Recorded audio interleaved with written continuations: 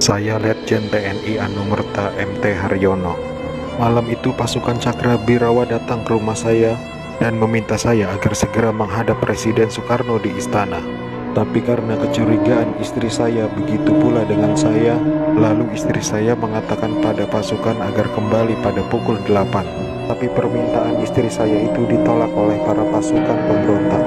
Maka dengan segera saya mematikan lampu kamar dan menyuruh istri saya pindah ke kamar sebelah, dan saya menunggu penyerang pertama masuk ke kamar saya. Saat penyerang pertama masuk, saya berusaha merampas senjata yang dipegangnya, tapi saya tertembak oleh penyerang itu. Lalu jasad saya diseretnya keluar melalui pekarangan rumah dan dimasukkan dalam truk yang sudah menunggu di luar rumah untuk dibawa ke lubang buaya dan dimasukkan ke sumur maut itu bersama rekan saya, Maijen TNI Anumerta DI Panjaitan. Saya menjadi target operasi G30 SPKI karena keberhasilan saya dalam menggagalkan penyelundupan senjata dari RRC untuk PKI guna mempersenjatai buruh dan tani. Pada malam penculikan itu saya gugur ketika saya sedang memanjatkan doa. Pasukan laknat itu menembaki tubuh saya beberapa kali, dan tubuh saya dibawanya ke lubang buaya untuk dimasukkan ke sumur maut itu. Tapi saya rela berkorban untuk negara dan membela ideologi Pancasila.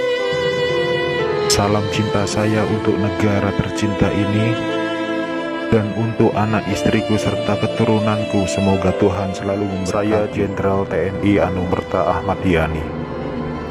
Selain Jenderal Nasution, sayalah orang yang paling diincar PKI. Karena saya tegas menolak dibentuknya Angkatan Kelima. Saat malam penculikan itu, saya dibangunkan oleh anak laki-laki saya dan memberitahu saya bahwa di luar rumah sudah ada banyak sekali tentara. Setelah saya bertemu dengan mereka, saya diminta untuk menghadap ke istana.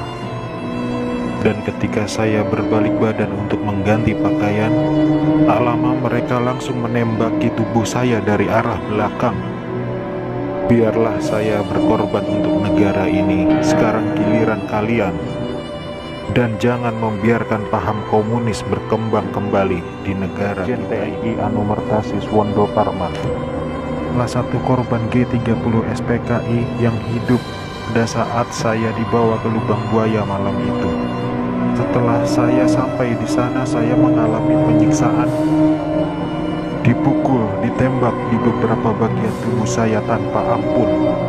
Sama seperti halnya Jenderal Yani, saya menolak keras dibentuknya Angkatan Kelima oleh PKI itu. Juga karena saya menolak menekan adanya Dewan Jenderal. Karena itu semua fitnah kejam dari mereka. Saya Maijen TNI Anumerta R. Suprapto. Awal masa pendudukan Jepang, saya pernah dipenjarakan oleh tentara Dai Nippon ketika saya masih menjadi siswa Akademi Militer di Bandung. Setelah proklamasi, saya ikut berjuang melawan tentara Dai Nippon. Dalam operasi itulah saya berkali-kali selamat dari kepungan tentara Dai Nippon. Tapi ketika terjadi pemberontakan G30 SPKI itu, saya justru gugur di tangan bangsa saya sendiri karena fitnah keji yang dilancarkan komunis itu. Tapi biarlah itu menjadi penutup rangkaian perjuangan saya demi tegaknya NKRI dan ideologi Pancasila.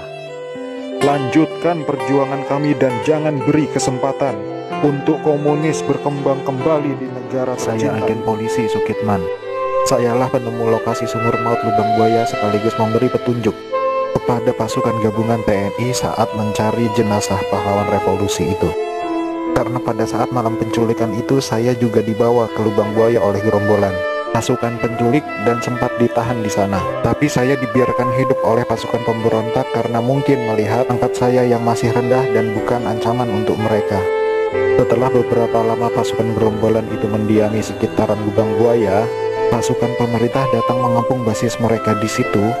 Dan saya ditemukan oleh salah seorang prajurit TNI ketika saya sedang tertidur pulas di bawah kolong truk karena kepala saya terasa pusing sekali. Akhirnya saya dibawa oleh pasukan TNI dan menjalani beberapa interogasi dengan pihak TNI. Berkat kerjasama yang baik antara pihak TNI dan saya, akhirnya lokasi sumur maut itu ditemukan atas petunjuk dari saya. Ade mau cerita waktu malam penculikan itu. Waktu malam itu Ade lagi tidur sama papa mama. Terus tiba-tiba mama nutup pintu kamar karena ada tentara yang mau masuk. Terus tiba-tiba Dede udah digendong sama bibi. Dan Dede lihat mama nganterin papa ke arah belakang. Saat itu juga Ade ngedengar suara tembakan kenceng banget. Dan ternyata Ade kena tembakan dari senjata tentara itu. Ade waktu itu sempat bilang, Ade salah apa, Pak? Setelah kejadian itu, Ade sempat dirawat 5 hari di rumah sakit. Nyawa Ade diambil sama tentara-tentara yang datang ke rumah papa itu. Ade cuma berharap kejadian itu tidak terulang lagi.